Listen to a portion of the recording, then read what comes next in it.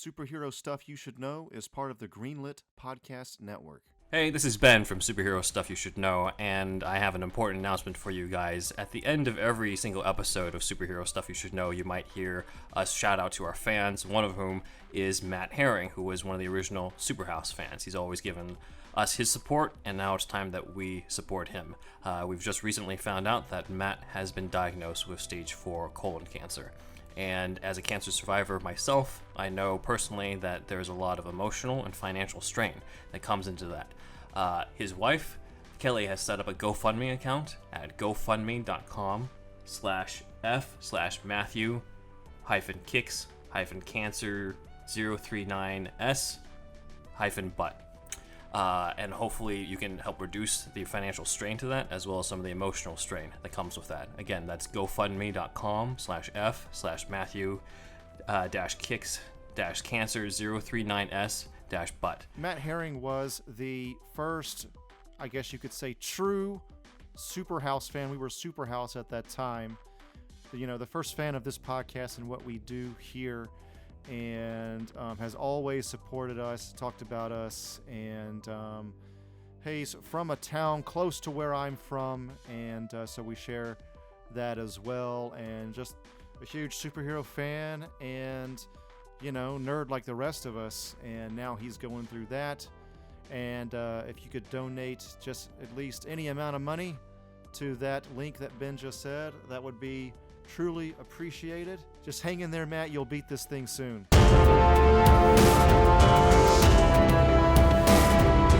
Man, John, I sure am glad to be here at Firehouse getting a sub. I got a hankering for a ham sandwich like a motherfucker, dude. It's a good thing I get the military discount. Well, let's walk inside. My feet never touch the ground. Stop hovering, man. Change into somebody real quick.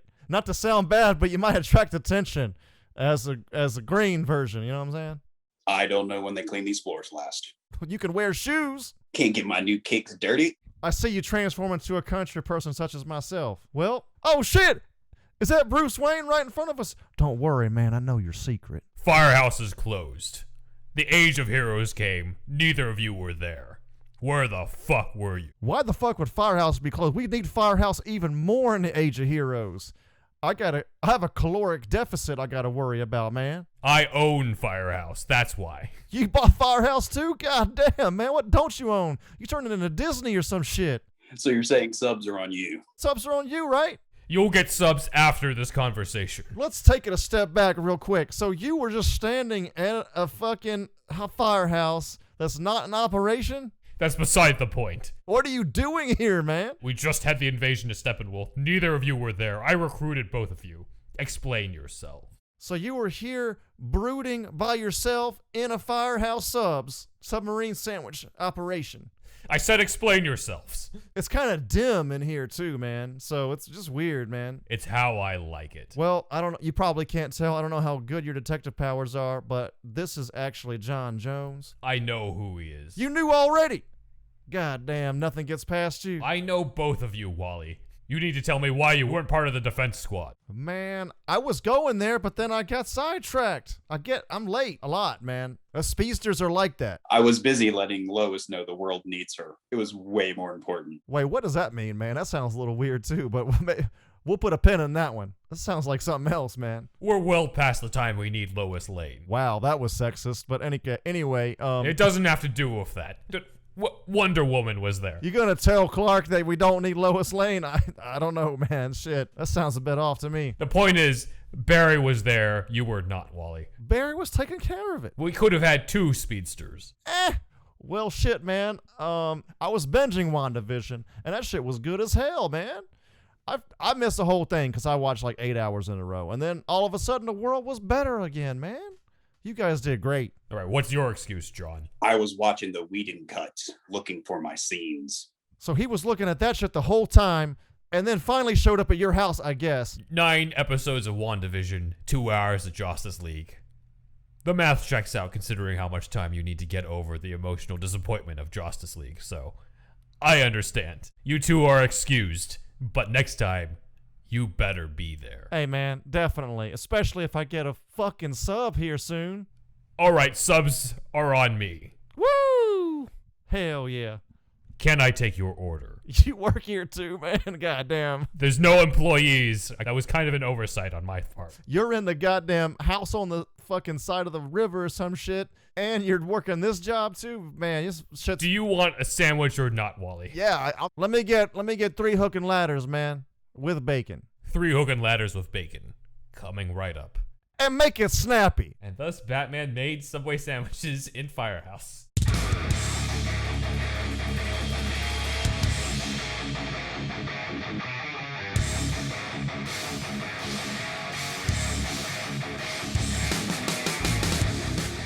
Welcome back to Superhero Stuff You Should Know. We continue with Justice League, Snyder versus Whedon. It is I, the man who knows too much about Batman. This is Ben, and here with me is...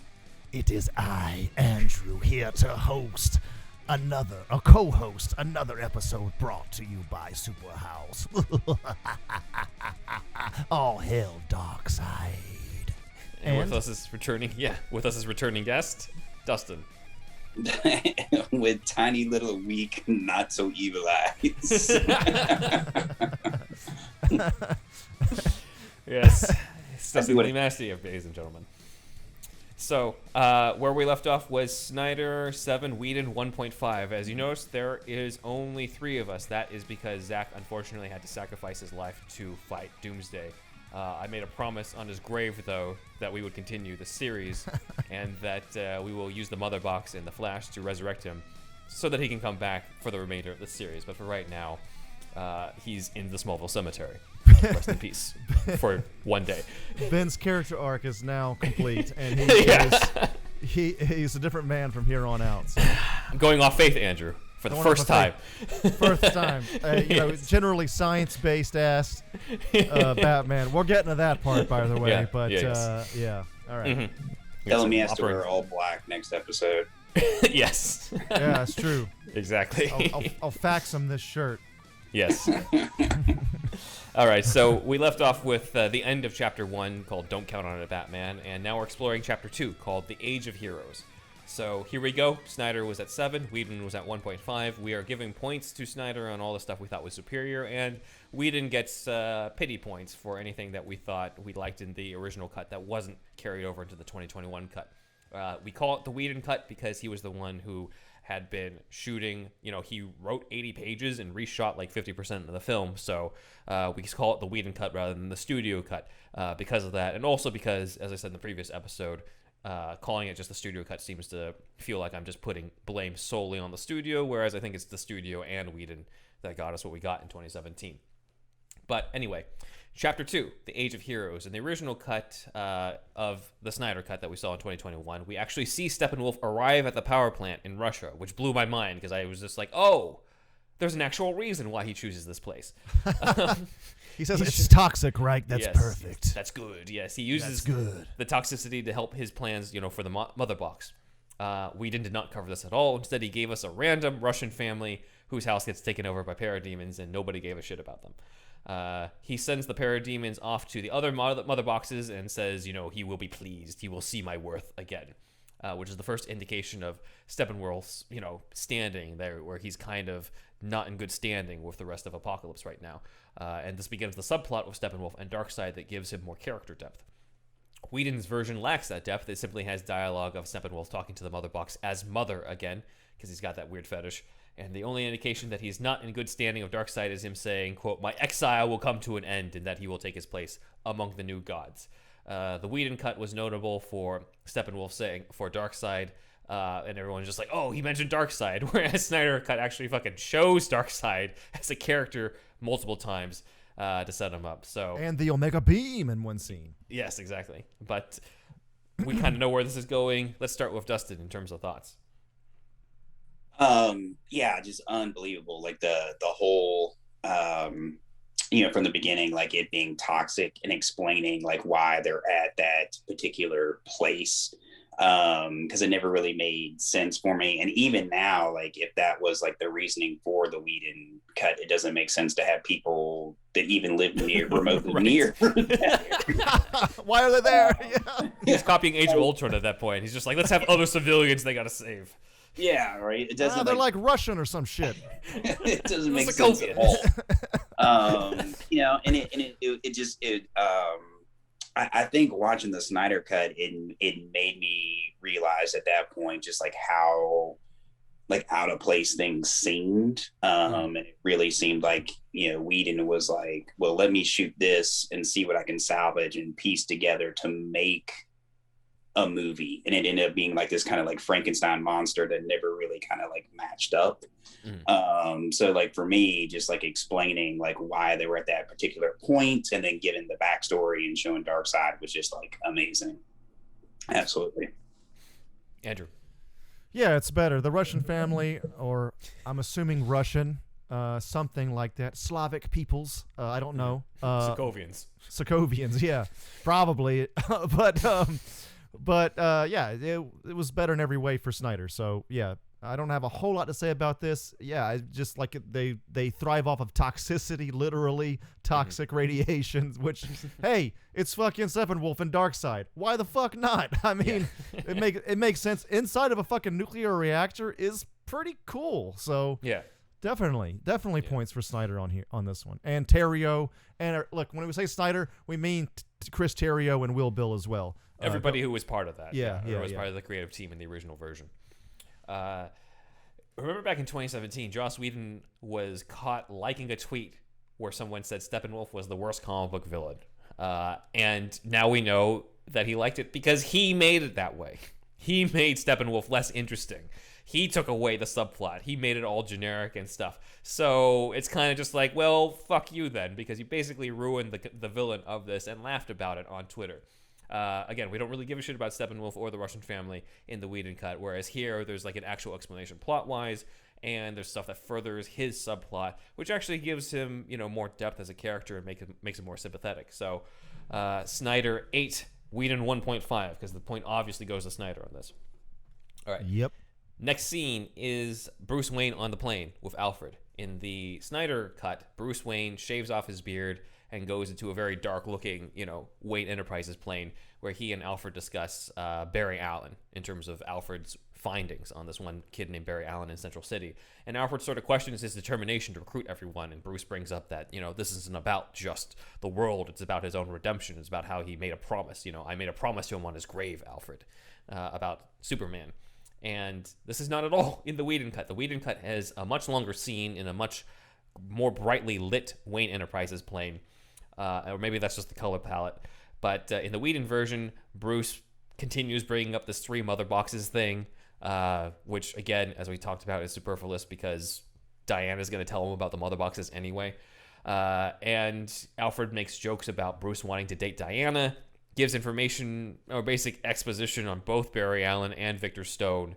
And at the end, Alfred says he doesn't recognize this world, and Bruce is just like, we don't have to recognize it, we just have to save it. So what was once a character moment for Bruce in terms of his determination to redeem himself after what happened with Superman has kind of been replaced with pure exposition, it seems like, in the Whedon cut about, Bruce just trying to find other members of the Justice League before he recruits them. So on to you guys. This is a very kind of small scene, but any other thoughts on this, Dustin?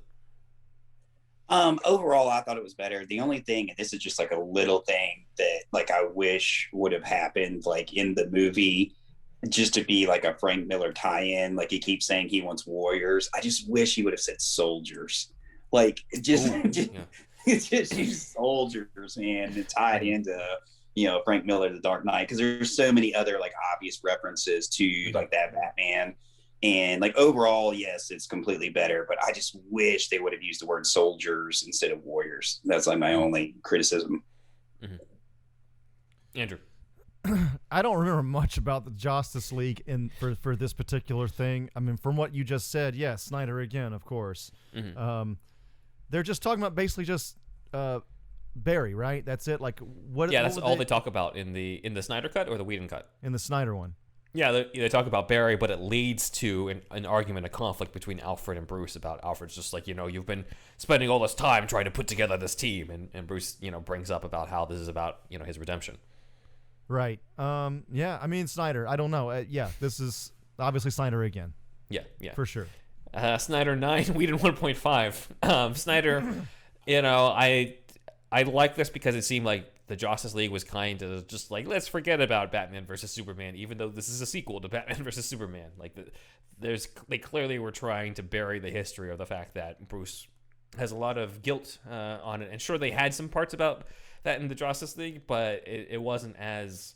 I feel like this is more emotional still. And, it might have still had more weight if Superman and Batman had more scenes together in Batman versus Superman where they were on the same team.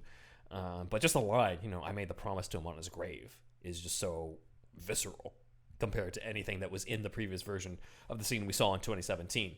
Batman just makes promises on graves. He does, yes. This is his thing, yes. This is the first time we've heard of it in live action film too, because we've never had the vow of, how he would swear to fight crime in the previous versions. In Arkham, the game, whenever he meets pre-Batgirl Babs, yeah, she says, "Why do you do what you do?" And then he says, "Because I made a promise." Yeah. And like that's really it. But yeah, other than that, not much, huh? Yeah. Snyder 9, Whedon 1.5. Next, we are introduced to Joe Morton as Dr. Silas Stone at Star Labs. There are some small differences here. In the original version, in the Snyder cut, he grabs a tape recorder before leaving, which obviously pays off later, as we saw. Whedon cut this moment from this version because, fuck character emotion, apparently, in that version. Silas says goodnight to the janitor in a very quick moment in a dark hallway, which is brighter in the Joss Whedon cut. What's interesting, I thought, was that we kind of go from that to directly the janitor cleaning up and then getting taken by the parademon. In the Whedon cut, we have the janitor commenting, Victor was a wonderful kid. I'm sorry about your son. We never had a chance to talk about what happened. And Silas thanks him. I don't know if that was really shot by Whedon or if it was shot by Snyder and Snyder just cut it, but it seems like there was more of an effort in the Whedon cut to say, like, here's Silas Stone, he's connected to Victor Stone, and then our next scene is Silas and Victor talking in the apartment, and then we get to the janitor. In the Snyder cut, we kind of just have this little small scene with him and the janitor. He leaves. If you don't remember Joe Morton's cameo in Batman vs. Superman, you don't really know necessarily who he is or his connection to Cyborg, and then we get the janitor being taken by the parademon. Other clear difference is that in the Whedon version, the janitor goes in and you hear, the screech of the parademon, whereas in the Snyder version, you actually see the parademon, and the parademon takes the guy, so it's obviously supposed to be scarier in a way. So, any thoughts on this? I know it seems like a very minor part, but it is the introduction of a major character in this movie, or, one of the major characters who's not a superhero here. So, Dustin.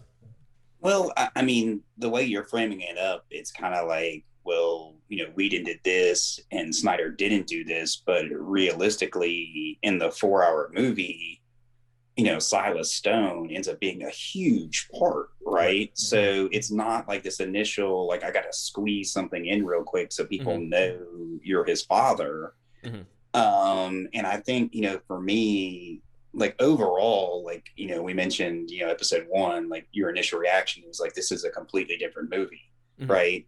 And that's where it's completely different. Is Cyborg is such a huge part of this movie, and not just Cyborg, but his dad. And, for me, like, one of the things that, like, as I was watching it, I just kept reflecting on, Ray Fisher and the accusations he was making, and not necessarily thinking there was anything to it. But then you watch this movie and then you realize we didn't cut out all the black people, like all, It seems that way. Yes.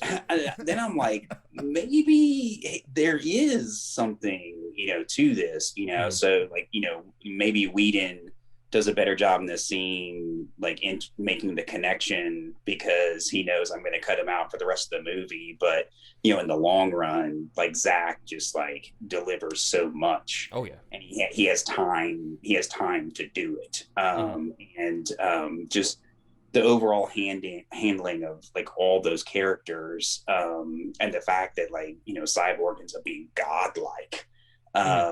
It just so dramatically different. Absolutely. And you start to understand how it sets up all the solo movies that were supposed to happen, afterwards, but dramatically different. And I understand why Snyder makes the choice, because he's like, I've got time and I'm going to deliver. Whereas Whedon's trying to like squeeze it in because he's like, I'm going to cut you out. Yeah. He's only got so much time. There was the mandate to keep it at 2 hours, as well. So it's just like, I'm going to just cut the heart out of this type of thing. Andrew. That's you're referencing right there a line that Snyder said in a tweet. I think he said that Cyborg was the heart of the film, Heart of the movie. Yeah. Yeah, he said that. Whenever I read that, I was like, oh, Snyder, do you have heart in your movies? I don't know, but then he fucking does in a very big way in this fucking movie. He was not lying. Yeah. He was not lying. I mean, there was heart in Man of Steel and shit, but I mean, there's always a little bit of heart in those movies, but this was like in a big way. And it's like they fucking did heart surgery and removed that shit with the last one. So yeah, Jesus, man, I don't even know how you cut that shit out, man, because that was really like the major thread of this whole film. It's interesting because it's like he's already done a lot of Batman and Superman, but they focus on this, previously pretty minor character in most people's eyes, most movie-going members' eyes. So, anyway, Snyder, of course, Parademon look fucking rules. I said it before, I say it again.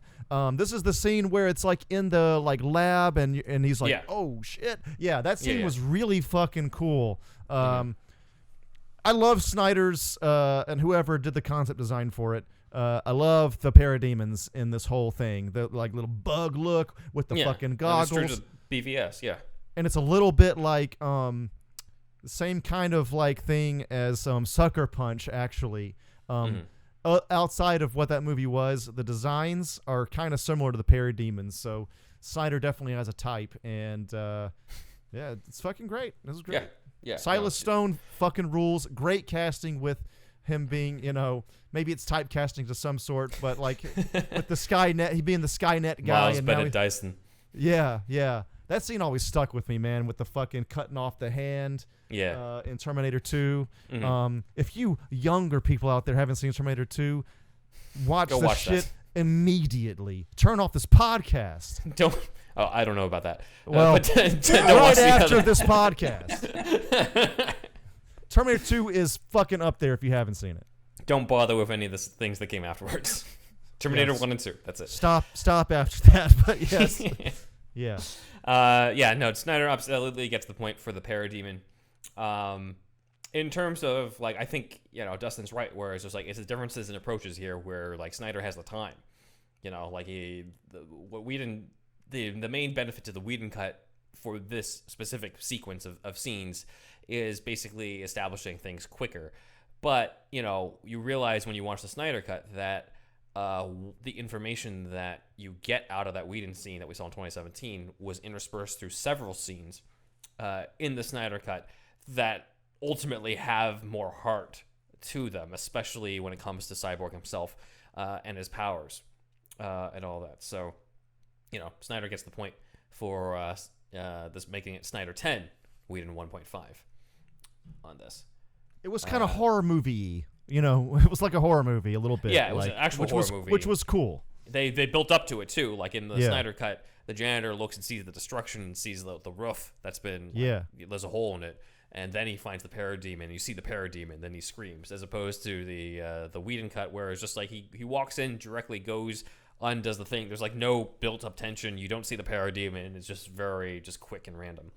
Again, it's just there's an economy to the Whedon cut that undercuts, I think, the emotion to it, as well as probably is honestly what the studio would have wanted Snyder to do anyway back in 2017. Like, we're lucky to have this cut where it's just like, this is everything that I want in the movie, as opposed to this is me teaming up with the studio for this movie, which is what we'd gotten in 2017 had the tragedy hadn't happened, and had he gotten his cut released, it wouldn't have been this version.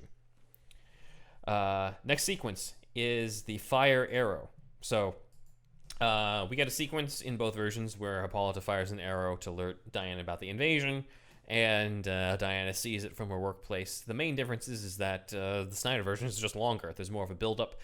There's almost like a ceremony in handing off the arrow to Hippolyta, and then she says, "Return to me, Diana," as she shoots it. In the Whedon cut, it's just literally she's got the arrow. She says, "Listen to me, Diana," and then she shoots it off. So it's basically, again, economy is what the studio and Whedon were going for, even if it undercut the emotions. Diana finds out about the fire at the museum. The Snyder version is also longer in terms of her finding out or talking to her colleagues. But, in general, there's not really much of a big difference here. I don't know if we have much to say on this one, other than the fact that just there's so much more room to breathe in the Snyder cut. I'm sure you agree, Dustin. For me, once again, the only thing that resonated with me from the Whedon cut was, I remember her working on the art. That's the only thing I remember, right? Mm-hmm. And then, watching the Snyder cut, it all just feels, more cohesive. So I think it, stuck with me. And that was, the big thing that I pulled out from it, right? Oh, okay, all this makes sense. But the only thing I remember from Whedon's cut is her, working on the art. Or the statue, yeah. Yeah. Andrew? I don't have much to say. It's better. I like that it's, a little bit more drawn out, I guess. We get to spend more time with these characters. So, yeah. Good. Snyder again. Snyder 11, Whedon 1.5. It's pretty much this is one where the differences are kind of just there's more. There's not necessarily more of an emotion so much as the fact that you get more time with the characters you like. Moving on to the next part, Snyder has an entire subplot we did not see at Star Labs that was not in the Whedon cut, which is investigating what happened with the janitor. In the Whedon cut, nobody seems to react to the disappearance of the. Right. They do actually. They do, but we don't see Silas Stone react to it. It's just in the news and talked about by the GCPD. But it's not. The people who are actually affected by it are not actually affected by it in that version. Whereas opposed here, Silas comes and he finds out about the disappearance from the cops who were there, and we get introduced to Silas Stone's colleague.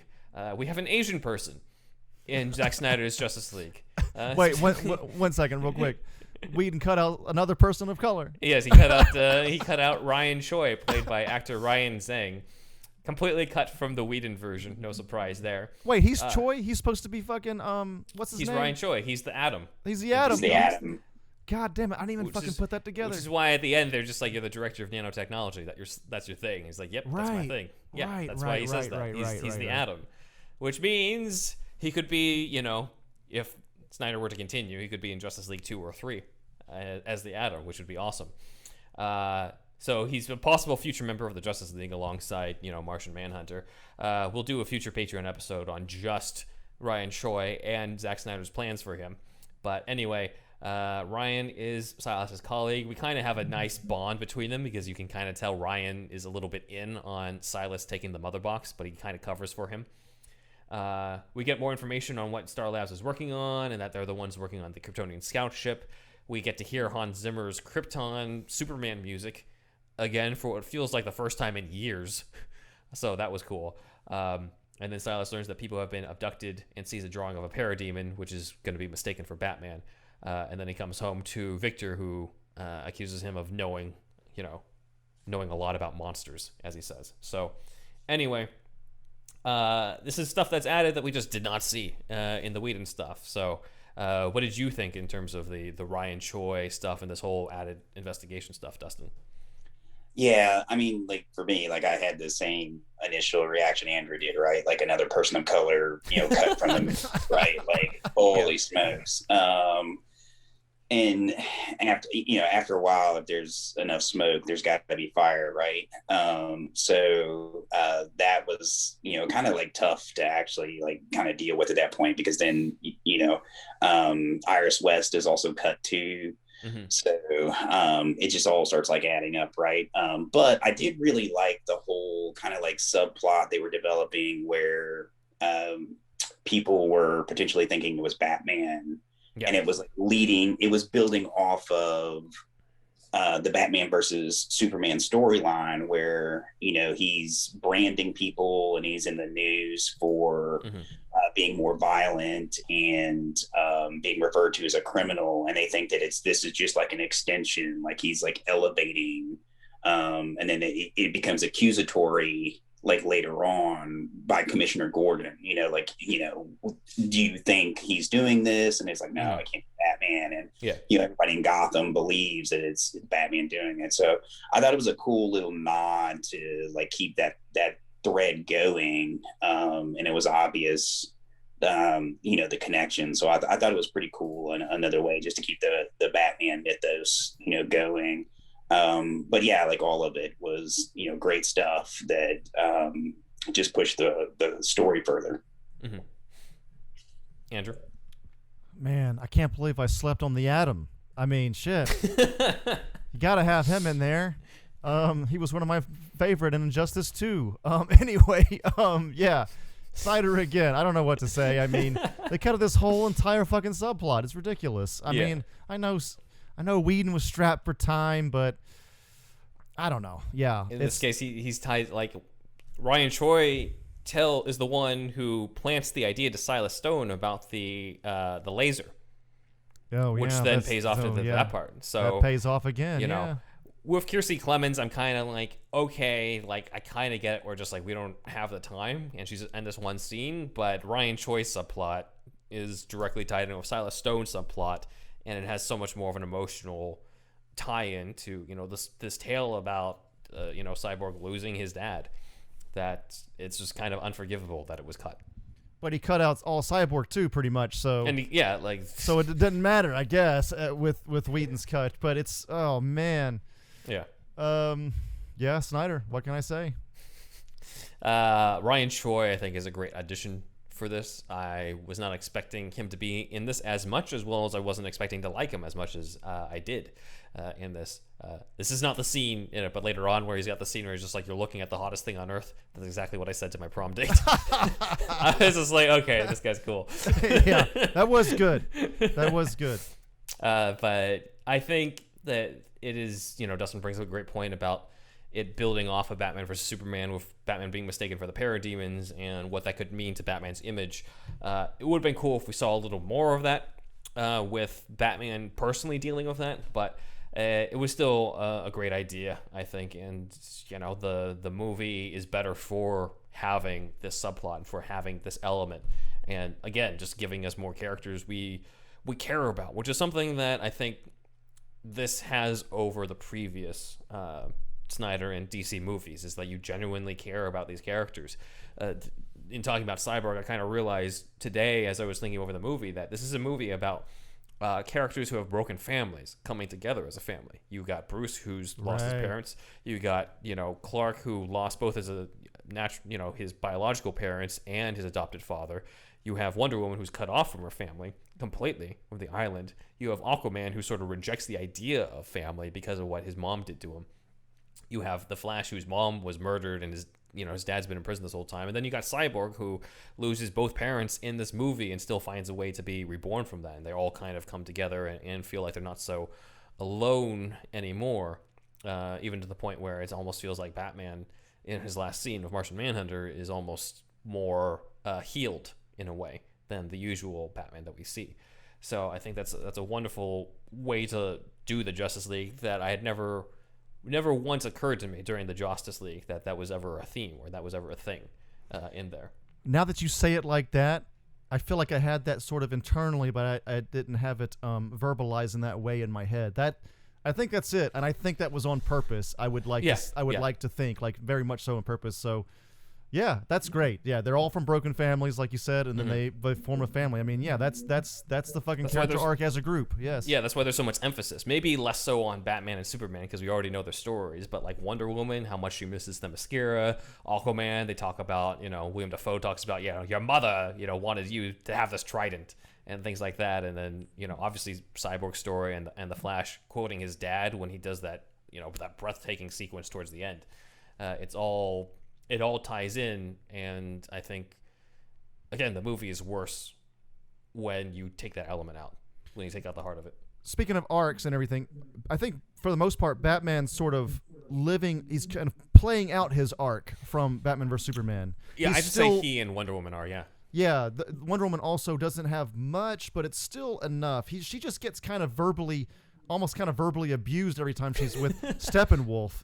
You know what I mean? He always brings up some shit with the Amazons, but other than that, it's not, the character arcs aren't as well defined, and they don't have to be, but they're not as well defined as they are with, of course, Cyborg, Flash, and Aquaman to a certain degree.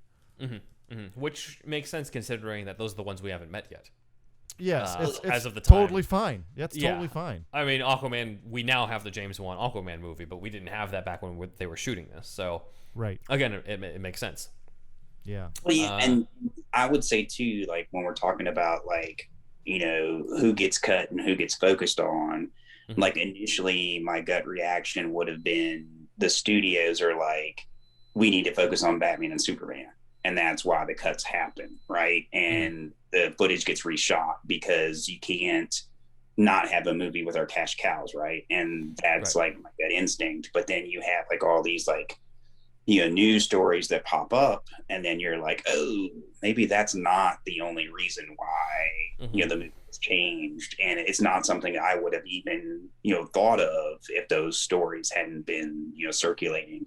I would have just assumed it was because people felt like Batman and Superman didn't have enough arc. But like, do they need it? They don't even need it. Like, we know Batman and Superman so much. Like, you can give these other characters the spotlight for a little bit, right? And develop them. Yeah, I definitely agree. Where it's just like there probably is some element of just like, well, these are our bankable stars. Nobody knows Cyborg. But then I'm just also like, yeah, but this is the big misconception in Hollywood, is thinking that box office money equals quality of the movie. Like, what gets the butts and seats you have to pay off. I'm like, no, not necessarily. You can trick us. You can say like, this is Batman, Superman, and then like, here's a Cyborg movie. Here's a character you did not know before and who you're going to love. Batman and Superman are just along for the ride. And guess what? That's even better advertising, because now at the end of this, you're just like, not only am I going to see a Batman and a Superman and a Wonder Woman movie, but I'm also going to see a Cyborg movie and a Flash movie and an Aquaman movie because of how well you set up these characters. Like, you don't just be like, we got to put more in this movie because it'll bring in more box office. Because it's just like, you don't know what the movie's going to be until you see the movie, just because that's why sometimes you get this huge dip from one weekend to the next in box offices, because word of mouth goes and people are just like, nah, it sucked, don't see it. They say, to their friends, and then it sucked, and the studio's like, what happened? Well, it's because you had a shitty product. It's not because, it doesn't have anything to do with, people. The first weekend didn't have anything to do with people liking the movie. You just had people who were interested in it. And it is pretty obvious then that they cut, not only the people of color, but, when it comes to, Aquaman, they knew Jason Momoa was a star and they had an Aquaman movie. Cyborg, I think they thought they could get away with it a little more. When it comes to Flash, one thing that I'm going to bring up is that, sure, Ezra Miller is white, but he's also identifies as queer and gender neutral and goes by they, them, as opposed to he, him. Did not know that, actually. Also suspicious that his stuff is cut, even though his character, for all we've seen, seems to mainly be interested in women. But, who knows what further characterization they had for that. But it does seem awfully, as we said, it seems awfully suspicious that people of color are cut and that a member of the LGBTQ community is also cut down and severely, basically squandered into being a lame comic relief interest, which is what he was in the Justice League version. All of Flash's jokes land for me in this new one, in the Snyder one. Yeah. Flash is hilarious to me in this. Flash is way better in this. Pretty funny in the other one, but he's better in this one.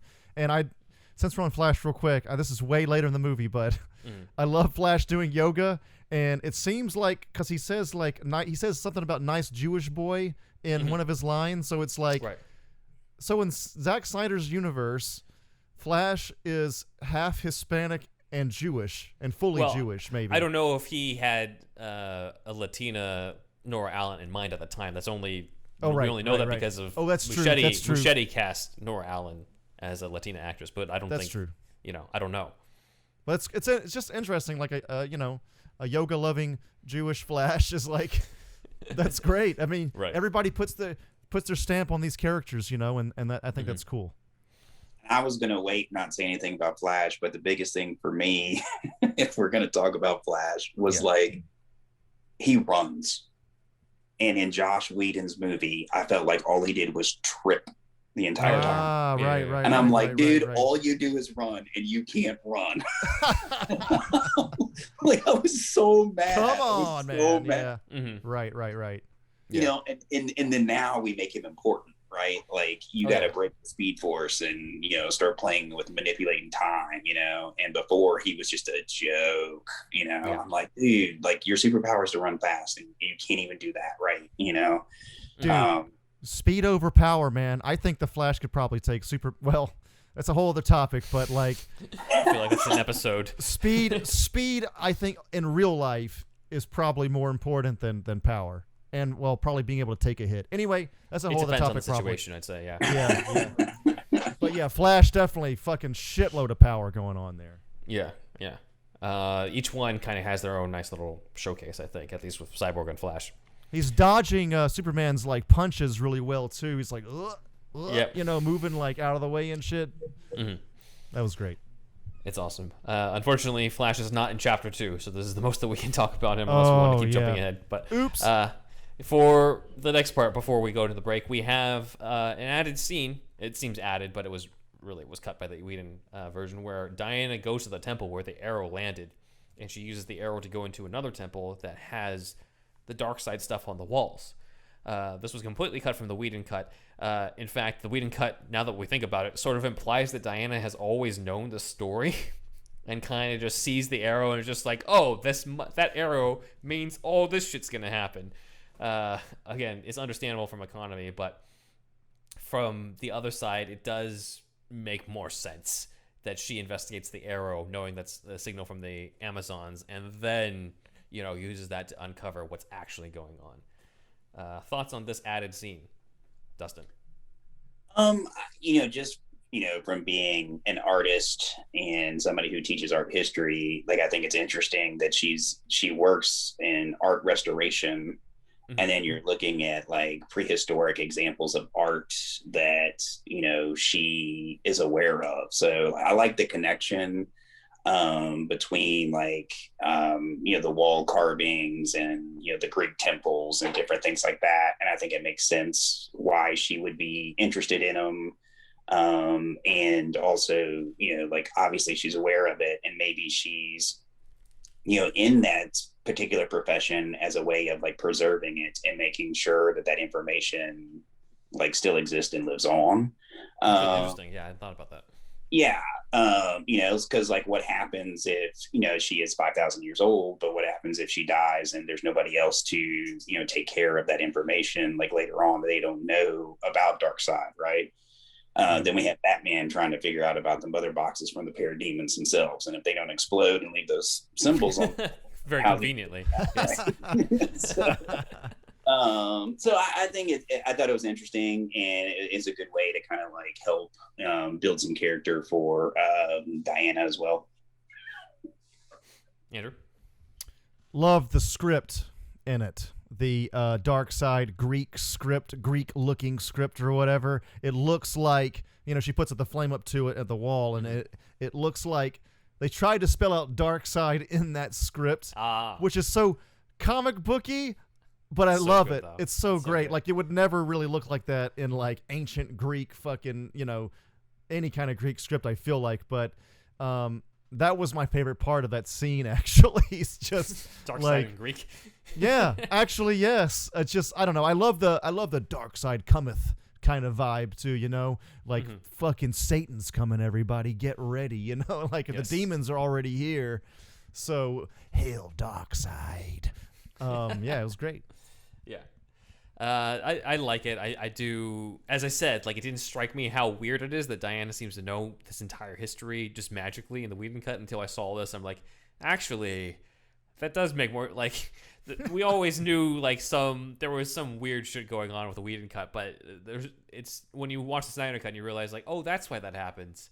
I never thought about how weird that was. Like, it's even years later after thinking about it, it just keeps is the gift that keeps on giving, the Snyder cut, in terms of just how just fucked over this movie was in the studio version, just because of this random mandate to keep it 2 hours, even though it's a movie that deserves to breathe in order to introduce these multiple characters, and it just enhances the mythology in order for Diana to learn it this way and then to pass it on to Bruce like that. So I think we're once again giving the point to Snyder. Yep.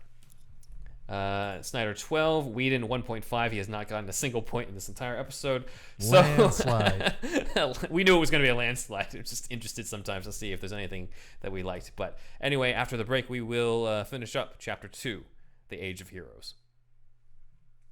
We're the Spirit Hunters, and we're a show that treats Hunter x Hunter and Yu Yu Hakusho's author as the center of the universe. Some weeks we do linguistic analysis. So the Chinese meaning of this character is to smelt or refine, but so the changed meaning in Japanese it means to temper. Other times we get absolutely smashed. So we take one shot every time. Yusuke uses the ray gun. 1 hour later. This is the least coherent episode. Sarah, I think your apartment is haunted. I think you're You can find out more about the Spirit Hunters right here on the Greenlit Podcast Network.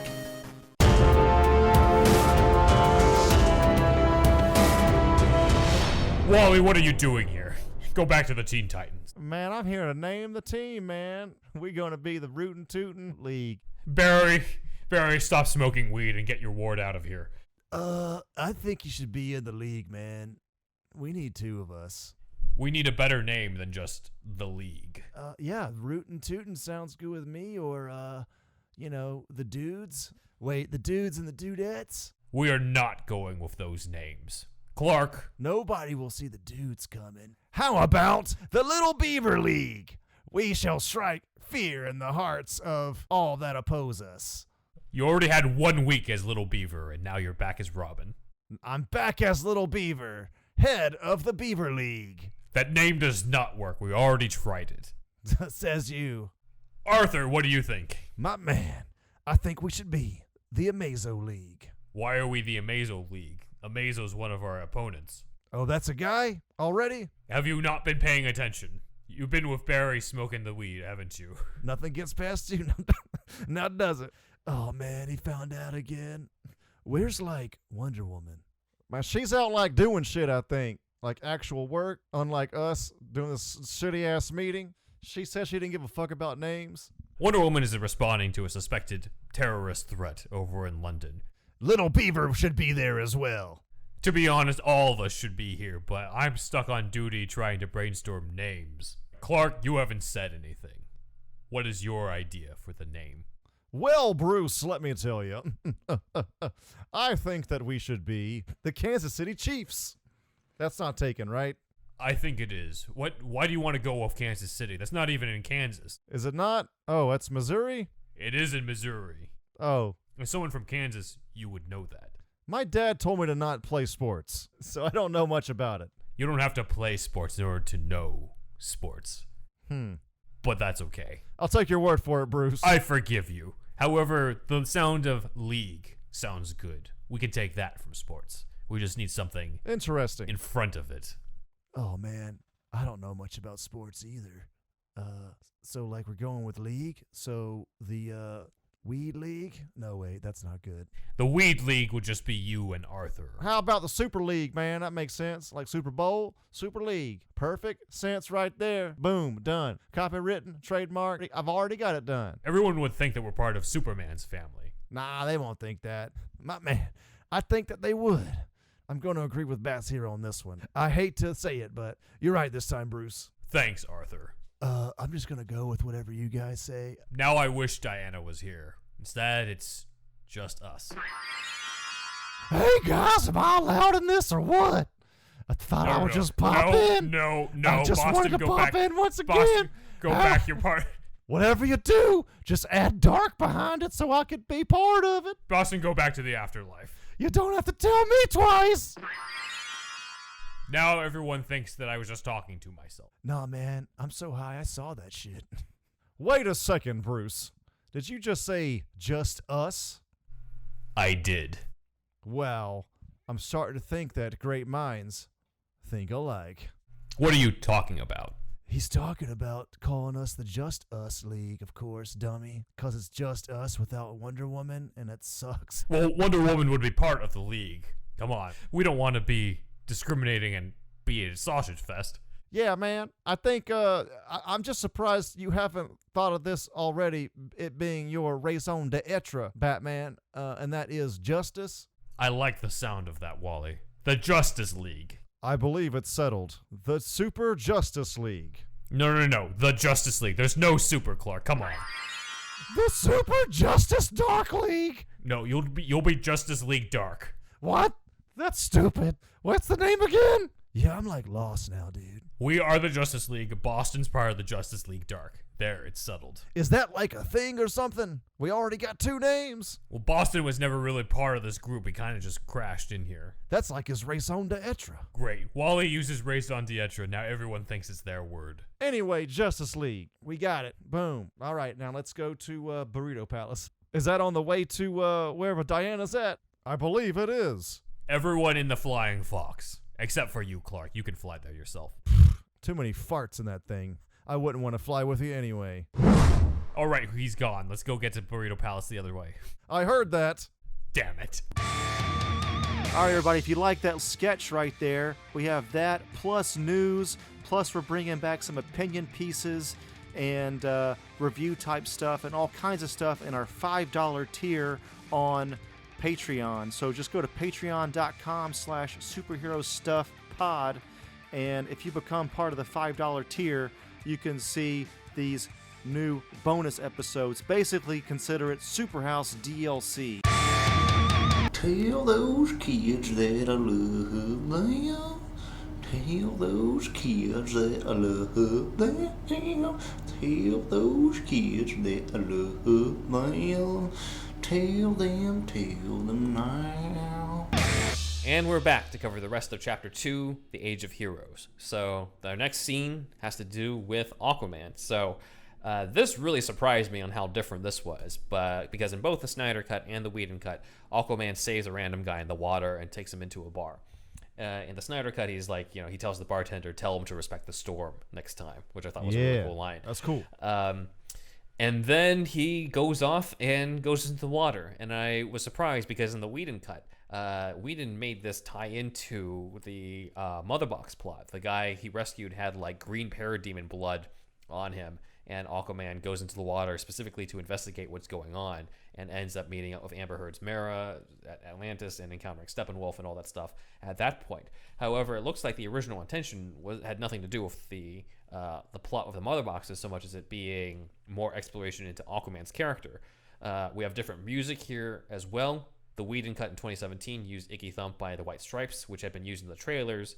Snyder probably would have likely used that song back in 2017, since he was using that in his own trailers. But it's probably too associated with the 2017 movie that's probably why he replaced it with Nick Cave's "There Is a Kingdom," which is in the Snyder Cut.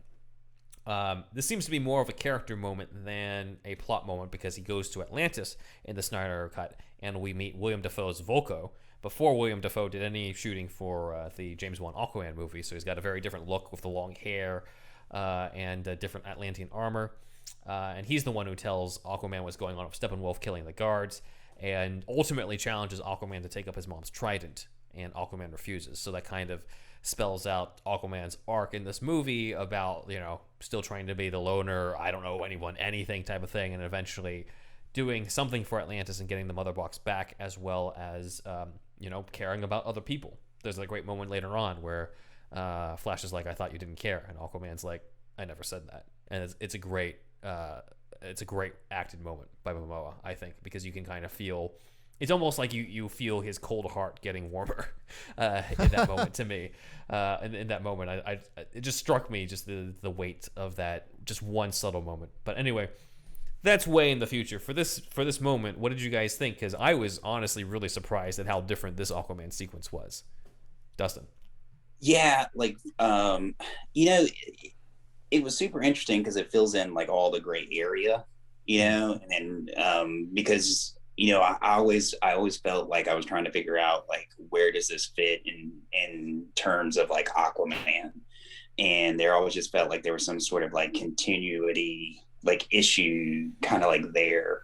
And I think it helps like bridge the gap a lot better, and then also explain like his motivations of, you know, why he acts the way he does towards, you know, Bruce Wayne when he first comes in. So you know, I thought it was handled a lot better. And just like all the little things, like, you know, why do you keep coming back to this place? You know what I mean?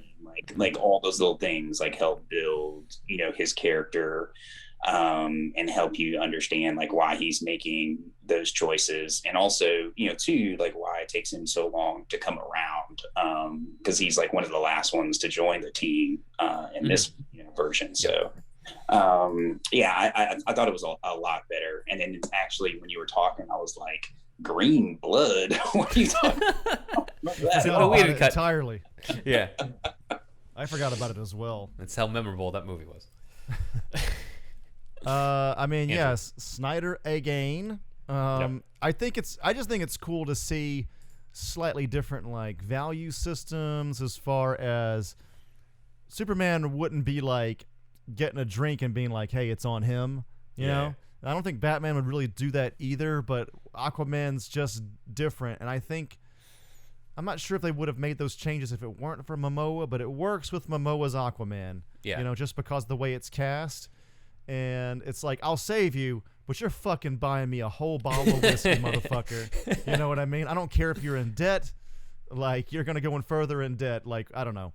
I'm maybe thinking about that too much, but I think that's cool. Yeah. I like to see that they all have different, slightly different like morals, slightly different. They're still obviously saving people, but slight tweaks after that, you know? Yeah. So I think that's cool. And that's a character moment, I think, in and of itself.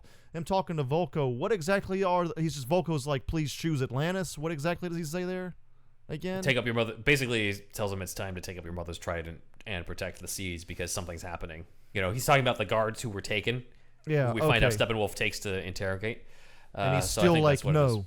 Momo is still like, because he just drops he hands him the trident and he just lets it fall. That's instead. Right. Yes. Yeah. Which is a great, Okay, we're gonna get into this more with the Iris scene, I think, eventually. But we talked about this with Joey. You know, used to be on the podcast way back in the day, but a little bit. But there's character moments and then there's plot moments. You know. And ideally you combine the both of them, but that doesn't always happen. Yeah, a lot of times, like what you just said, you combine them. The character serves plot. Is that right? Character should serve plot, or plot serves character. Plot should serve character. Plot should serve character. Writing-wise. Well, anyway, they're connected, right? But sometimes, like in a scene like this, a little bit less connected, like with the Iris part, and you know, sometimes that's okay. You know, sometimes you have to go over character a little bit. Yeah. So it's cool. It works with me. I think so. Yeah. It was definitely a big surprise because I knew that William Dafoe's Volko was going to be in here. I just, you know, the previous version was just like, oh, he saves this guy just to find out about the mother boxes, and then it's just like, oh no, that's not what happens here at all. he goes to meet Volko, and we establish more about, you know, Aquaman standing as a character, and he goes from, you know, someone who is only looking out for himself to being somebody who is you know, willing to team up with all these other people. Again, in terms of broken families, you know, comes from a broken family, only out for himself, sort of gains a family at the end, and then wants to reconnect to that family when he's like, you know, his last line in the movie is, I got to go see my dad. Right. So Snyder 13, I believe. Yes, 13. Whedon 1.5. Oh, man. I don't think Whedon's getting a single point in this goddamn episode. Probably not. Nor does he deserve it. And actually, before we move on, you're talking about like characters and developing plot and stuff. And like, as I'm hearing you talk, like, I think like the main character that's being developed is the DC universe, because like like when I was watching it, I just kept thinking like, this keeps getting bigger, right? And it's like no longer just Batman and Superman. Like the whole DC universe is fleshing out, right? And you get like all those like moments. So like, I think the DC universe is the big character that's being developed. I'd agree with that. Like it definitely feels, this is the first time I felt like, oh, this is DC mythology on screen altogether, as opposed to like the previous solo movies. It was like, okay, this is cool. You know, now we got Batman, Superman, and Wonder Woman together. But you're right, where like you see Darkseid, you know, Green Lantern teases, Martian Manhunter, Ryan Choi. Like there's so many different elements where it's just like, this is for fans, made by the fans, to make it palatable for general audiences who are also clearly loving it right now. And this is why we love the DC universe. It's not all Batman and Superman. There's other elements. It does feel like one of the best animated DC movies. It has that same vibe. Like all the characters are fleshed out in that way. There's respect to the source material. It's like a DC animated movie brought to live action. It really is. I mean, how much more of Snyder's dick can we suck? But goddamn, the movie's so good, man. Yeah, it is. I would venture to say it's probably better than any of the animated DC movies. It very well could be. Of Justice League. Of Justice League. It very well could be. Well, I think Ben said it was 13 to 1.5, so apparently we've sucked 13 inches so far. It keeps growing, baby. It just keeps growing. We got more scenes to go. Like Ryan Choi, Choi. Yes, that's what he said to his prom date. So next we have, and this blew my mind, that the metal slab thing that Steppenwolf puts the mother box into turns into DeSaad and Darkseid. I was like, oh, that's what that thing is for. Because that's in the Justice League, he just puts the mother box in that shit, and that's about it. You just think like, okay, he's just doing some weird alien conqueror generic bullshit. But here, he talks to DeSaad, Darth Vader, Emperor Palpatine style. And DeSaad is played by British actor Peter Guinness, who was among the many actors who were cut from the Whedon cut. And we have the established Steppenwolf subplot that Steppenwolf is just trying to go home, and which made him a little bit more sympathetic, but he apparently did something to betray Darkseid, and this is his penance, is that he now has to go out and conquer 10,000 worlds for Darkseid's behalf. And as we said in the previous sketch with Dustin, he's only got 99,999 more to go. But it's amazing how the discourse on Twitter, as we mentioned beforehand, was like Steppenwolf was the most, is the worst, most generic villain in comic book movies back in 2017. And now everyone's just like, oh, poor Steppe, he just wanted to go home. And just doing, memes of like him and his puppy dog eyes and everything. It just shows how they made this a more interesting character. Obviously, we know where the point is going to, but any other thoughts on the scene with DeSaad, Dustin? Well, I did also see the poor Steppenwolf. He just wants to go home, but I did not have that reaction. I just kept thinking, like, what if that was Hitler who just wanted to go home? He's still doing shit. Well, of course, yeah. So like I understand, like we've developed this character.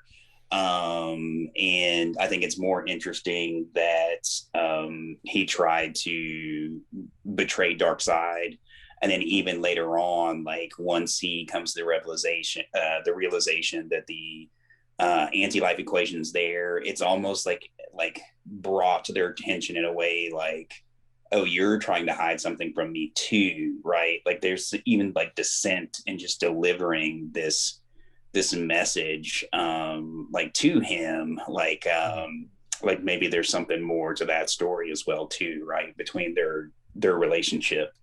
So I think it fleshes out the story a lot more, and also explains why Darkseid's not just coming himself, right? Like Steppenwolf, like this is like, hey man, you got to like do your part and like make up for this, right? And it once again, it just like makes everything like more coherent, and you understand like why they're making these choices, and it just develops his character, right? So once again, Snyder. Andrew, I love that Steppenwolf has an arc. I mean, it's it's kind of an arc, yeah. He's got something going on. He's got a backstory, and I mean, this was cut entirely right from the Whedon one. Now the Whedon version is just him saying mother, and being all horny for the box. Yeah, Mike Pence. So anyway, so it's man, yeah, it's obviously a lot better. DeSaad looks fucking badass as fuck. Yeah. Love the design, love the voice. I think, I mean, it's not Shakespeare. I mean, it's not a lot, but when we do get, it's enough. It's great, enough. Yeah. We know kind of what's going on with him, and it fleshes out Apocalypse and Darkseid and all that shit that's probably going to have more going on in Justice League 2, hopefully. So I personally am a fan. I've become more of a fan recently of all the Darkseid shit. I loved all that shit. Darkseid, Apocalypse, Steppenwolf. So DeSaad. So I mean, yeah, it was great. Putting the mother box in there, and his eyes are like molten metal or whatever. Yeah, That's fucking sweet, dude. Come on, that's awesome. It's again like I had no interest in like the apocalypse that was presented, or not even really presented, but was implied in the Justice League one, where he's just like, I will be, part of the new gods again, and do this. I was like, okay, whatever. I don't give a shit about the Steppenwolf. And in this one, I'm just like, oh, I want to see more. I want to see more of this world and apocalypse. I want to read more Kirby comics, because I'm not, I don't really know that much about Darkseid outside of the other adaptations. So we'll definitely do a deep dive into a future Patreon. The for that, Forever Andrew and I. People and all that. Yeah. So I was like, I'm interested. Like, I want to see more of this, and it became apparent, because I always thought like, it's a weird idea to just have Steppenwolf in one movie and then Darkseid in the next, because like it kind of served the same purpose of just like alien come down to invade, and then this one makes it clear, just like, no, Steppenwolf is just, he's basically not even the Darth Vader, but more of just like, the Moff Gideon or whatever of the Empire, and Darkseid is the head, is the Emperor in a way, if we're going to use Star Wars terminology. So, it makes it clearer that Steppenwolf doesn't make Darkseid redundant. He's just the glorified henchman. If you think he's dangerous, wait till Darkseid comes down, that type of thing. And I think it's established so much better. So obviously, Snyder 14, Whedon 1.5. Snyder is at 1.5 inches and Whedon is at 1.5 inches. Well. So. Oh, man. All right. Now we get into Diana telling the history lesson. There's a lot to unpack here in this final part of Chapter 2, since this is what the Age of Heroes is named after this section. And it's a great section. And again, this is one of the parts that I was looking forward to the most, because I knew that this was sort of butchered in the Whedon cut. So one thing to bring up is that it's very clear in the Snyder cut that Bruce is operating the Flying Fox from the Wayne Aerospace hangar. And that's where he brings the team to talk about, the mother boxes, and that's when it's just like, there are 6, not 5. There's no us without him, and all that scenes. And then he brings them to the Batcave for further trust in a later chapter. In the Whedon cut, there is no distinction. It almost makes it seem like he has that aerospace stuff all in the Batcave, which, Snyder pointed out on Vero that makes no fucking sense. As he pointed out on a lot of other stuff that Whedon did, because Snyder to this day has never seen the 2017 theatrical cut. Yeah. He was told by Chris Nolan and Deborah Snyder, you should never see this movie. And wow, I stand Nolan with them said that shit? Chris Nolan said that. So wow. Okay. If you want, that's pretty damning, I would say, for Chris Nolan to just be like, nope, his way out of it. Yeah. So a few differences here as well. When Diana comes in, Bruce talks about, I had a state-of-the-art security system. And Diana in the Snyder version says, yeah, it took me a minute to disable it. Whereas in the Whedon cut, she says, yeah, it looked expensive, which makes it seem like she didn't struggle at all with it. So they kind of, I guess the Whedon cut, they were trying to make her seem a little cooler. Or maybe those are two alternate dialogues and Snyder just picked a different piece of dialogue. Because, sometimes they do shoot different lines every now and then. Whedon also has this added subplot where, he knows parademons go crazy over this one sound, so Bruce is asking Alfred to replicate the sound, and honestly doesn't do anything in the Justice League cut. He just uses that sound later on. That sounds like a 90s subplot, that sounds like they're gonna put that sound on a floppy disk, and fucking he literally blares it from the Batmobile so the parademons go after him, and I'm just like, do you really need this? This doesn't add anything in the Whedon version. Yeah. So that's not in this. Here's something that's cool is that in the Snyder cut, Bruce talks about how the Flying Fox, which is that big, it's a huge ass plane. He says it doesn't work. All the engineers at Wayne Aerospace can't make it work, and he's trying to figure it out. And it pays off later that Cyborg, because he can talk to technology, is able to fix it. Of course, Joss Whedon cuts this from this entire subplot. Even this small subplot, which is really just a few lines, gets cut by Whedon in the 2017 theatrical cut. So much for the black man being a hero in his version. So I guess before we get to the big history lesson where they go into the flashbacks, any thoughts on that? Because to me, the Flying Fox thing, I was in for a big surprise, because it was like, I didn't know that was a subplot at all. But the fact that Bruce, like, later on knows that Cyborg could fix it and everything. Based off of that faith, it was just like, this is really cool. I did not expect this part at all. That's awesome. Dustin. Yeah, and I think it's also ties back into like what I was talking about, like with Lois going to the memorial site every day. It's like really good, like storytelling, really good foreshadowing that's going to lead to, you know, character development or make something, you know, make sense later. And you know, it's kind of like they're also doing all these little things, right, too, where like all the greatest minds, you know, Wayne Tech couldn't do it, Batman couldn't do it. It reminds me of like you know, the last episode of Mandalorian, right? Like the Mandalorian fights the Dark Trooper. Oh yeah, it's a really hard time for the Dark Trooper, and what they're doing is they're setting up just how awesome the Dark Troopers, and then Luke comes in and just thrashes them, right? So like you're building up for somebody else, right? And all the greatest minds on the, you know, Earth can't get this thing to fly, but Cyborg can, right? So it's like it's this build up. So yeah, I thought they were really good moments, and these moments like continue to happen throughout the movie that push the narrative forward, but also develop other people's characters. Andrew.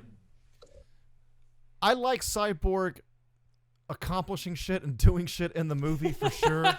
But I did sort of feel like I maybe diverged slightly from you guys as a little bit, not a lot, but I just kind of felt like, do we need this struggle? Do we need how important do we write this ship not working into this movie? You know, why can't this ship?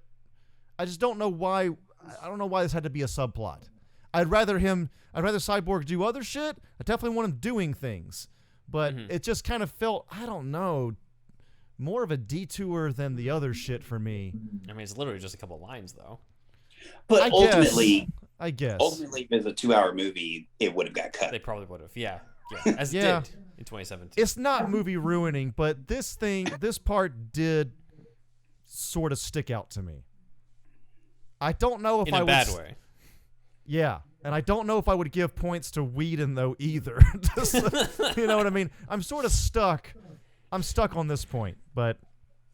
Okay, well, I say we still give Snyder the point, because I think there's something powerful about, like, here's Batman, the world's greatest detective, invented all his tech. He can't figure it out, but here's another showcase for Cyborg, you know, in a way, in being the one to fix it. And, you know, I don't think it takes away that much in terms of screen time. There's other stuff, you know, I think that was a little bit more superfluous that is kind of nice, but, you know, maybe would have not have survived if they really wanted to cut it down into more of like a 2.5 to 3 hour cut back in 2017. But this one I don't mind at all, you know. So I would say you're outvoted, my man. Yeah. Well, it's gonna be Snyder 15. I abstained from that vote. Okay. I'm gonna abstain. All right. So that's Snyder at 15 and Whedon at 1.5. He's only at 10%. 15-incher going on now. To Whedon's 1.5 inches. Okay, so Diana and Bruce talk inside the Flying Fox in the Snyder cut when they're talking about the history lesson, whereas in the Whedon cut, they talk outside in the lake, which now makes more sense when I thought about it, because I'm just like, of course Bruce would want to talk about this in private, as opposed to just walking around at this lake, which I get is on his grounds, but obviously the only reason why they're on the lake in the Justice League is so that Cyborg can show up and like overhear them. So that's lame. Also was lame in the Whedon cut was that Bruce says that he figured out that Diana says that one mother box was taken, and Bruce is just like, one mother box was taken, that leaves 2 more. And Wonder Woman's like, I'm impressed. And I'm like, you're impressed that he can do subtraction, Diana? You're impressed that he can do math? Was it sarcastic on Diana's part, though, or no? It didn't seem like that, or maybe that's just how Gal Gadot did the delivery. But okay, all right. I don't know why that line would even be in there, even as a joke. But yeah, whatever. But yeah, we have a lot of major differences in the flashback to the history lesson, as it's called. It's called the history lesson of the Age of Heroes. The biggest difference, of course, is that in the original version, the Snyder cut, it's Darkseid himself who comes down to Earth to look for the anti-life equation to invade Earth. Whereas in the Whedon cut, he was just completely replaced by Steppenwolf, trying to conquer Earth because he's a generic alien conqueror. the history lesson sequence is much longer in the Snyder version. One thing to note is that you see a lot of the Greek gods, including Zeus, who was in the previous cut, but we get more of him. We also see Ares, where actor David Thewlis, who played Ares in the 2017 Wonder Woman movie, his face is sort of digitally added to the stuntman and bodybuilder who played Ares in the actual armor in that scene. Nick McKinless is the name of that bodybuilder who provided the body for Ares, and he's the one who basically does the stunt where he brings the axe down on Darkseid. Nick McKinless was not credited at all in the Whedon cut, but he is credited in the Snyder cut. So again, we should probably give a point to Snyder just for that. Points. Because, credit to where credit's due. See the behind the scenes shots of these guys? The guy playing Zeus too it's amazing. It's barely even CG. I think it's not probably even, a little bit a sheen, CG sheen on him, but that guy is the only CG is the lightning. Ridiculous, dude. Like, yeah. You can understand why Hippolyta went for that. Yeah. So humongous. Speaking of which, we actually see Hippolyta in the flashback as well as Robin Wright as Antiope, which we did not see either of them in the history lesson in the Justice League cut. But it makes way more sense that we see the Amazonians, who we know back then, because we know that they're ancient. There's more dialogue about them putting aside their differences with the Atlanteans, with the humans, who in this version are actually led by King Arthur, literally, according to the credits. Oh, is that what that's supposed to be? I was wondering that. It's King Arthur. That's hinting at future Snyder projects, I think. Indeed, as well as Snyder's own love for the movie Excalibur. Right. That's cool. I thought they were like Viking kings or something, but that's actually cooler that it's King Arthur. That's cooler, yeah, it is. Yeah. Here's one interesting instance, because there was this shot in the Whedon cut where you see a human soldier turned into a parademon. It's not in the Snyder cut. I believe Whedon added that in. The parademons are instead described in dialogue as, when Darkseid takes over, he recruits the invaded into being parademons. So if I were to give any point to Whedon, this is just showing the transformation to parademon, but that would be about it compared to all the other shit that we see here. We get more of the Yalen Gur Green Lantern. He's the sort of alien Green Lantern that we see. We saw him in both versions, but his death is a lot more brutal in the Snyder cut. In the Snyder cut, Darkseid cuts off his hand before he kills him, whereas in the Whedon cut, he just gets killed by Steppenwolf before the ring goes off to find its new owner. Ares wounds Darkseid and wounds Steppenwolf in both versions. However, when he wounds Darkseid in this one, it's a lot more violent and bloody. And Darkseid basically has to retreat because of the fact that he got injured by a god, literally. Whereas in the Whedon cut, Steppenwolf is kind of just gets defeated because he a bitch. So in the Snyder cut, we have very different attitudes from Batman on this. So in the Snyder cut, we finish with Diana saying the age of heroes may never come again, and Batman says it has to. So the Snyder's Batman is, as we were about to see, more optimistic and has to put his faith in humanity and in these people in order for the age of heroes to come again. Whereas in the Whedon cut, Diana has a problem with the idea of recruiting the other Justice League members, saying, quote, "We're asking people who we don't know to risk their lives." And Affleck responds, "I know. That's how this works." So a recurring theme that we're going to see when we go forward is that, funny enough, for as much as people criticize Snyder's Batman, with Batfleck as being, overly brutal and dark, Bruce is a bigger jerk in the Whedon version than he is in the Snyder cut, as we saw. And we'll see many other points of this later on as we go further, but that was something that I saw. But anyway, your thoughts on this major history lesson sequence, starting with Dustin. Well, first of all, you definitely don't get a point if you put in Steppenwolf. like there's nothing else to discuss, right? Like you could have just stopped there, right? I mean, just like that decision alone is just ridiculous. Especially because and this is crazy, but like I watched some, behind the scenes, like the making of, and it was the Flash versus Superman scene we were talking about earlier, where Flash is dodging the punches, and like literally they like CG everything out like flat geometric shapes, so the actors can see it, and then they act it out, right, and record it, and then they like impose them into the CG, right?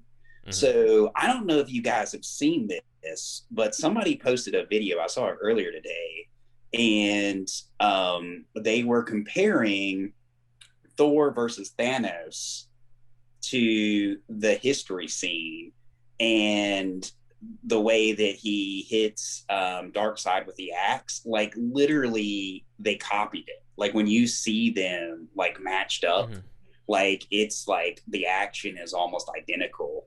And the Snyder cut would have been made before Infinity War, right? Like they already had like the CGI thing kind of like planned out. But I watched it earlier today and I was like, whoa, like that looks eerily, familiar. There's also a comparison of Man of Steel fights with the WandaVision finale with Vision versus Vision. Oh, I don't know if you've seen that. You check that out. Yeah, I'll have to check that out. But yeah, I mean the Green Lantern stuff was like amazing. Like Darkseid is amazing. Once again, we're developing the main character, the DC universe, and it's just getting bigger. The one thing I really liked was like the Atlanteans like putting the mother box in and the tentacles would come out and like cover it up and stuff. Like I thought that was like a really cool little like detail. But yeah, like the devil is in the details, right? There's like all these like little things that just like really make this whole story kind of like flesh out. So it was awesome. And then also like I just have to like constantly defend on Instagram, like, why do you prefer, Batfleck, like over these other Batmans? And why do you like a lethal Batman? And I think what people miss is it's not necessarily that somebody prefers a lethal Batman, right? It's this idea of what happened to him that made him that way, right? Like he's this, he can't be corrupted. He can't, he doesn't kill people. And then all of a sudden, like, Robin's killed and it changes him forever. And now we're on this like redemption path, right? So I think that's what's always been, more interesting about, Batman is this idea that he is human and we can identify with him, and he has lapses, right? Because he is human and he sets out and he has this plan, but then like something so life altering happens to him that it, these stressors impact him in a certain way. And it's about like his path back, right? So then you mention, like a large part of this, movie is about him having faith and redemption and like healing, right? So, it's not, I don't think it, it's really that anybody preferred like a lethal Batman. It's a humanized Batman, right? Like we can't identify with a guy that never makes a mistake. We need, to have like that entry point. I think for me, that's why he was always a little more interesting than, Superman, because he is human. Although in this one, like literally, I'm not even gonna lie, like I teared up a little bit when Superman like wants to be human, right? Like when he comes back and he's like, you said yes, and his mom comes in, and I have to go. There's this part where he's a god, but he just wants to be human, right? So there's like really, these interesting moments that happen, but like the whole thing was just like so amazing. But if you replace Darkseid, you don't get a point. I agree with that. More Darkseid the better, I think. Yes. Yeah, so we're talking about the history lesson, huh? Yeah. So yeah, this was in the beginning of the Whedon one, right? Am I wrong? They No, put it was around the same placement. Oh, okay. The beginning of the Whedon one is the cell phone. Oh yeah, that's right. I don't know. I for some reason I thought this was the beginning of the last one. This would have been way better. To be cell fair, that phone would have been thing. way better than the cell phone thing. Yeah. It's really epic because it's like anytime you talk about anything like 5,000 years ago or whatever, and time eternal, ancient times, like what were the Amazons like at that time? What were the Atlanteans like at that time? King Arthur, dude, it's fucking cool. That's cool shit, man. So yeah, and having a non-human Green Lantern is cool. I mean, a lot of setup here, and it's building the mythos. So, yeah, it's Snyder again, man. Once again. Yep. Yeah, I mean, I love what it really does is it sets up the idea of this is what we have to aspire to. These are the shoes we have to fill. And the Justice League is filling the shoes of Zeus and Ares and King Arthur and like all these mythical figures, basically putting a stamp on it saying, hey, this is like superheroes are modern mythology.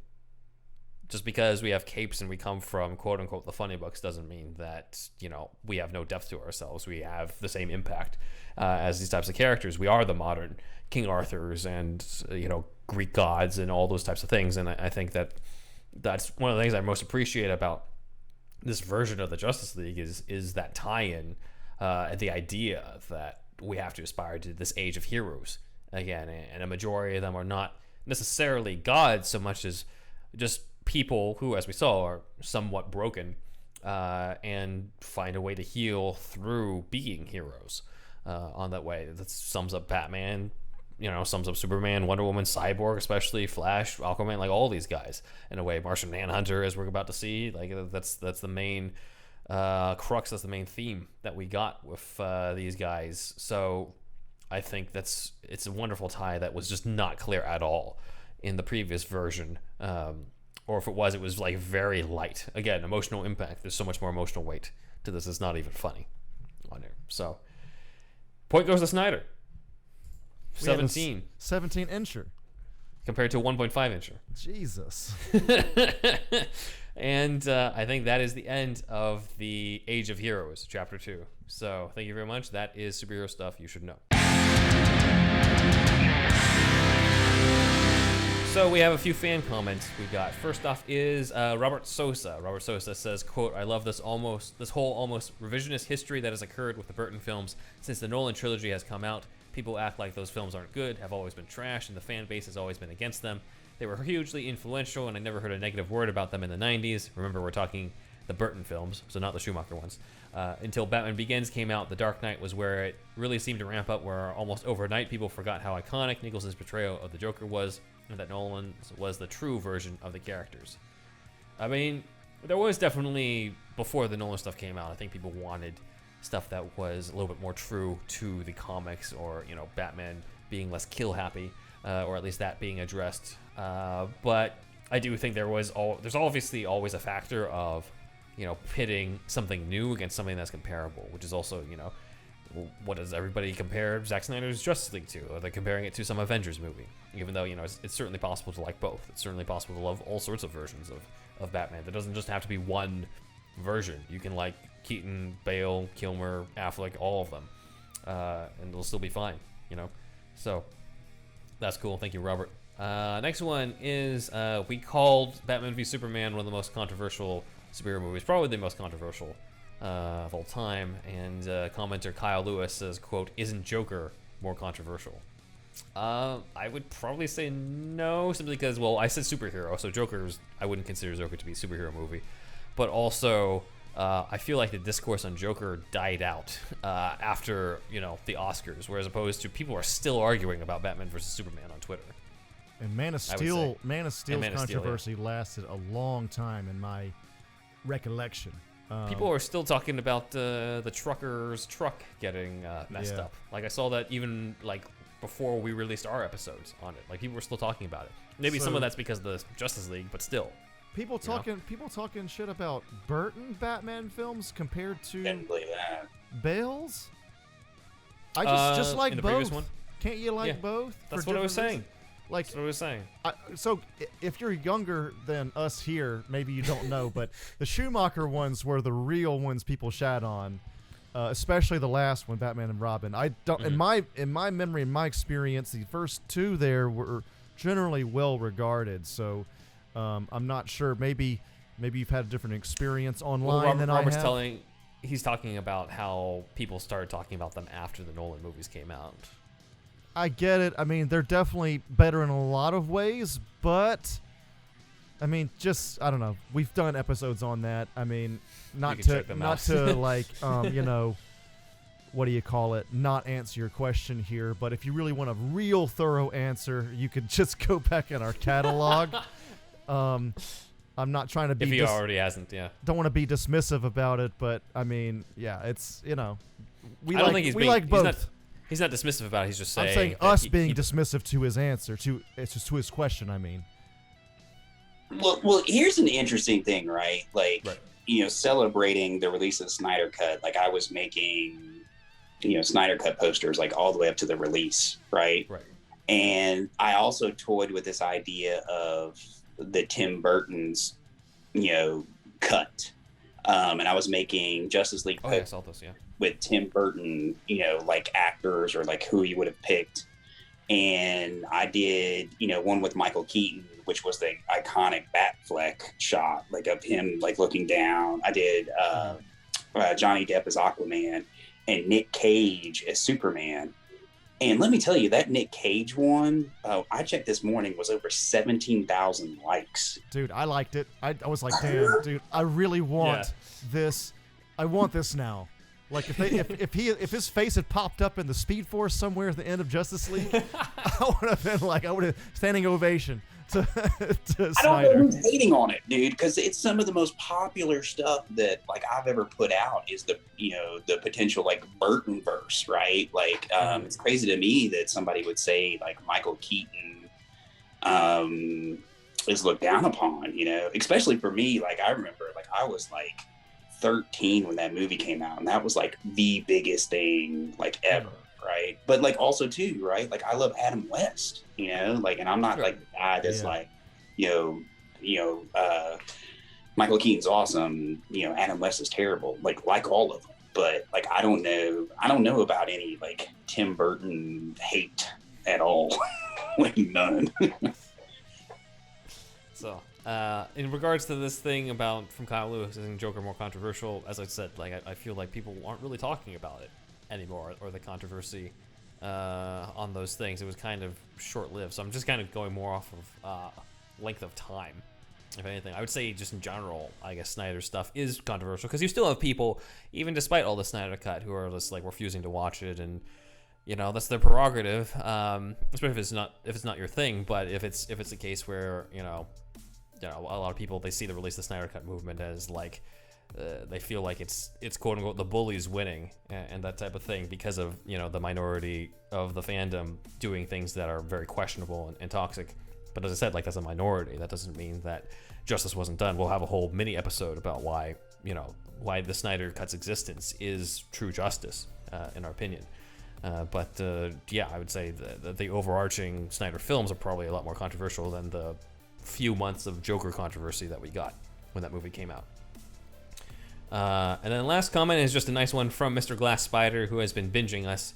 Mr. Glass Spider says, quote, "Gentlemen, you are underrated." Well, thank you very much. As Keaton said in Batman 89, I want you to tell all your friends about us. So Hell yeah. Over to you, Andrew. Okay, man. Thank you, everybody, for listening. Thank you for those comments. Always a pleasure. So, anyway, yeah. Check, please, we would like to thank our Patreon supporters, which are Shasta, Leom O, Super Inframan, Douglas P, Dan D, Aaron Willett, Nick Noir, Asger's Web. And now we would like to thank our other supporters, which are Sparkageddon, SDCT Productions, Robert Schumann, Kooky Noms, Matt Herring, Elijah B, Shamrock Balls,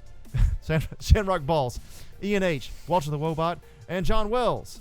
Please check out the Shasta Army on patreon.com/superherostuffpod. That's our $1 tier. You'll be in the shoutouts if you join that tier. And if you join the $5 tier, that is when you get a whole other extra show that we do every Friday. You can cancel anytime. It kind of roundabout maybe $1 or so an episode. So please check that out. Superhouse merch, superhero stuff you should know merch at superhousepod.redbubble.com. Also tpublic.com/user/superhousepodcast5000. And we're on Threadless, which is superherostuffpod.threadless.com. Just all kinds of Indeed Wizard merch. We're going to bring them back at some point.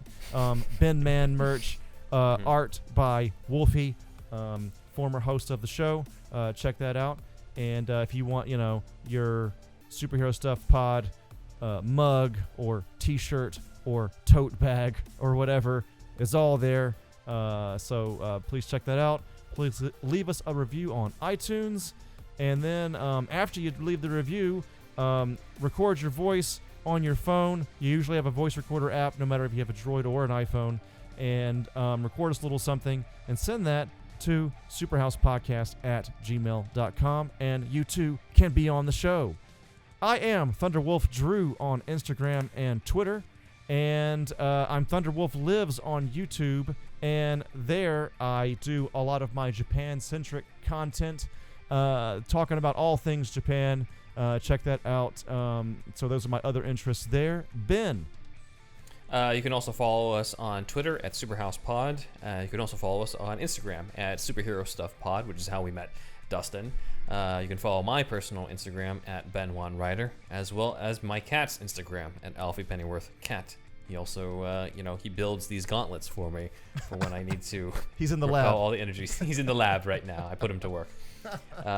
On my website is ben1ryder.com, where I have a Gotham spec, and the promotional art is done by Dustin himself. I thought I would bring out the work that he did, that I did commission on. It is based off of the cover of Detective Comics 31, of Batman vs. the Vampire, except as David Mazouz from Gotham on there. So you can probably get a better look at it on the website.